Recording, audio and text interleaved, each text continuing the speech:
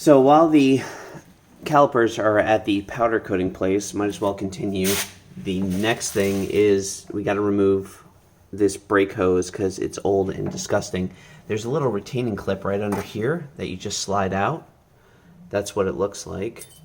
And at this point, I need to get 2 wrenches on this guy so I can remove it, and I'll be right back.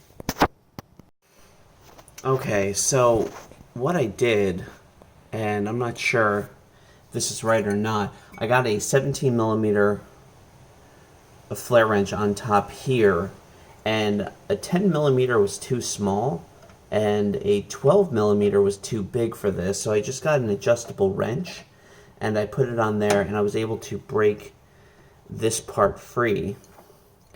But my question, and I looked at it, is this would need to be 11 millimeter or it's just too dirty. But that's an oddity I ran into. I didn't run into it on the other side, but nonetheless, once it's broken free, you can unscrew this on the bottom, and then you put down, now the brake line's out, and at this point you just lift up and the old piece is out of it, and I can just go ahead, slide my new guy in there like so.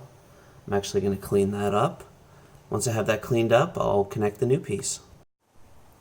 Alright, so before hooking up the new hose and getting everything cleaned off the old hose, I will need to transfer this guy, and I just sprayed it down with some WD-40, and you can just basically take a screwdriver, stick it in there, and then you can just walk it off. I would show you how to do that, but I do need both hands. But just remember to swap out this if it's in good condition. Thankfully mine are, and if yours not, just purchase new ones. Okay, I got the rubber stopper transferred over to the new brake line. I got the new one installed there, got that cleaned up. Yeah, surprisingly it's red, which is good, but this car needs, well, it needs to run before I'm even worried about cleaning. So the next thing is I have to tighten this down to 10 foot-pounds, and then I can start on removing the rotor. So now that I have the hose torqued down, the next thing I'm going to work on is this cap right here, and behind that is the nut that I need to get the rotor off. Now mine has been on here for what, 10-12 years allegedly, so it's been very stuck on there. So what I had to do, I had to get a little paint spreader, and I had to ever so gently put it in there and tap it in, and then wiggle it back and forth, and then I would turn the wheel again, put it in there, and wiggle it back and forth with a few shots of WD-40 in between, and that started loosening this cap. So that's how I will need to get this cap off here, and once I'm done with that, we'll go to the next step. Okay, so I actually switched areas. I'm on the driver's side now, and the reason for that is with my 84944, come to find out the speedometer cable is actually tied in to this cap. Now there's a clip that I have partially out that just needs to get popped out with a screwdriver, and it's held on by RTV sealant. And so once that's off, I can put the clip aside, slide the cap out, and there is my speedometer cable right here, and here's the nut. Now to get this off, I need to line up, what side has the hole on it? Okay, so I need to line up this part by spinning the rotor up at this part, and then I just need to get my Allen wrench in there, loosen it, and pull this guy off. So I'm going to grab my Allen wrench and get the right spec for it. Be right back. Alright, so I have everything hooked up here. It is a 6mm Allen or hex. God, I wish I really knew the difference between the two. I do, I just always use those words interchangeably. So it's a 6 hex or Allen. I will get better so I don't sound yeah, like the way I do now. So counterclockwise, and I can just not let that spin. And so here we go. So now that it's loosened up, yeah, I'll loosen it up a bit more. So I'm going to loosen this guy up. We'll go to the next step. Okay, so with the bolt loosened, I can just unspin it from here. And there's my neighbor. He's I think he's cutting some wood or whatnot, but dear God, that man loves that bandsaw. And good for him, you know what I mean? It's Saturday afternoon. It's like, why not? Let's just do the cool stuff we love. And we're almost done. Alright, so that's off. Put that here. Make sure I don't lose this clip. And there is... Alright, so I gotta get this ring out here. So I'm just going to get my little flathead. Oh! Alright, so as we can see, my rotor actually is now dropping. So I'm going to slide these guys out as well. Put them down here. And at this point, if I did everything right, I should be able to slide the rotor off. It's not, so I'm wondering if I have something hooked up. Alright, so now I can slide the rotor. There we go. Alright, so the rotor's off. Need to clean up that stuff. There's my old guy right there. Get the cobwebs out of the way. And I actually have some Berrymans, this Chem Dip carburetor parts cleaner that I'm going to drop this stuff in. And I have to tell you, it's pretty freaking amazing. I have not had any bad results with it. I'm not sure if there are more experienced people who are going to watch this video, but I'm going to do that just so I can get all the grease and everything off of this so I can better clean it.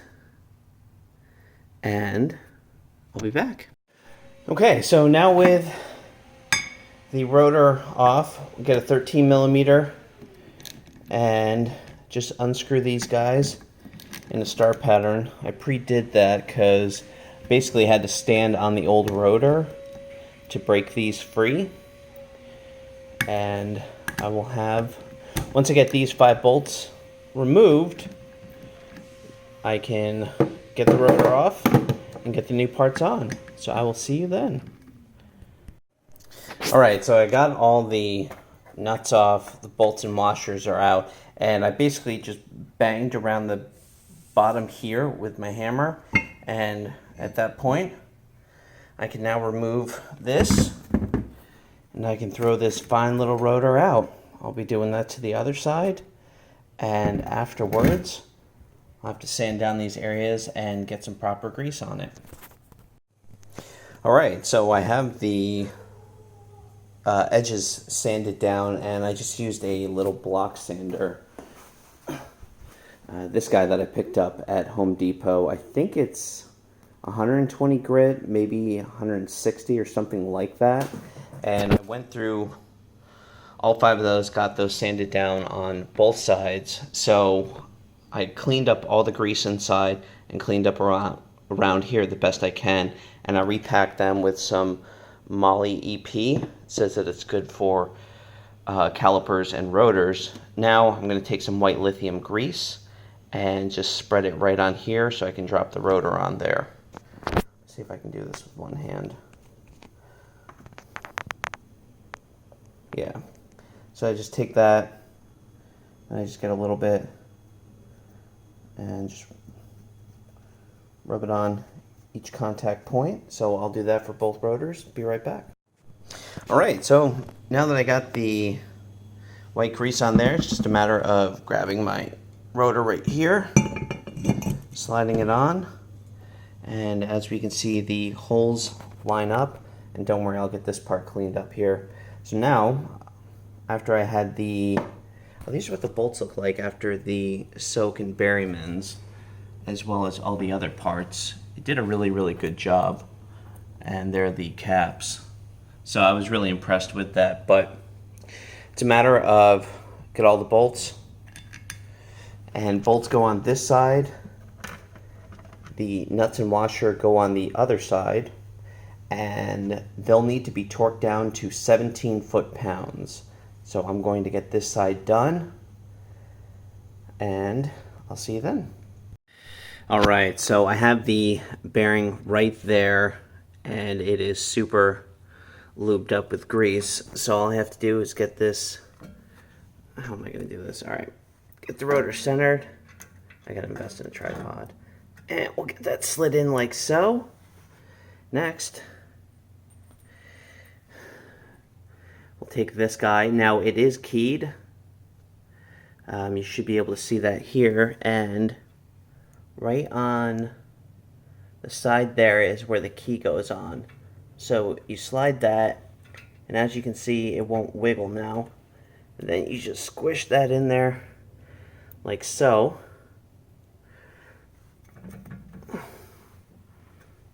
Alright, so that's sitting on there pretty good. That's in there. And now I will grab the nut and get that screwed on. Alright, so I have the nut on, and how they say to check is when you can barely move this washer right here, you'll know it's good. So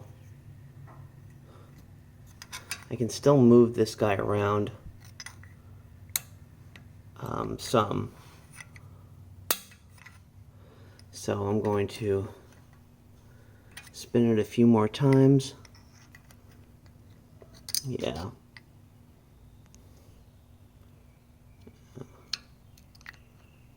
Yeah, it's still loose, so give it about another, I don't know what, quarter turn.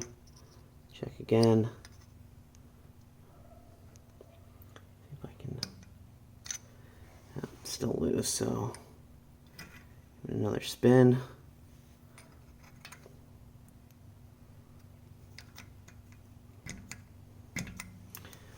That actually seems pretty good. Let me just snug it down a bit more and see if, yeah, I'm gonna call that good. And now I just need to line this up with, yeah, the hole right here, and tighten this guy down. I wonder if you can see that. There we go.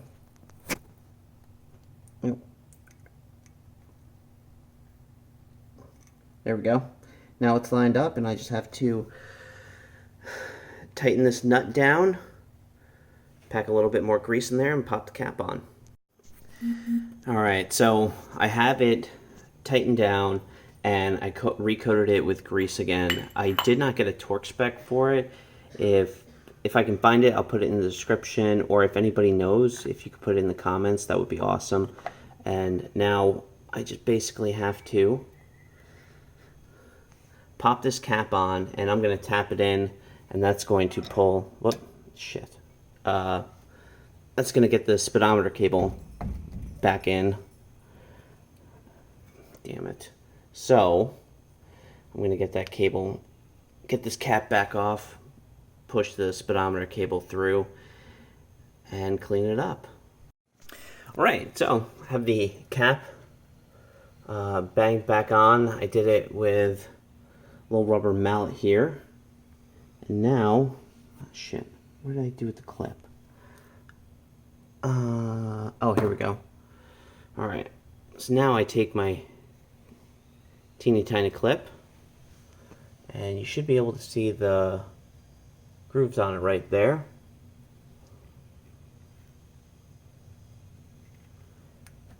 And then you just snap this clip into place. Let me see if I have something I can, here. I don't know if this will work, if I can just lightly tap that in.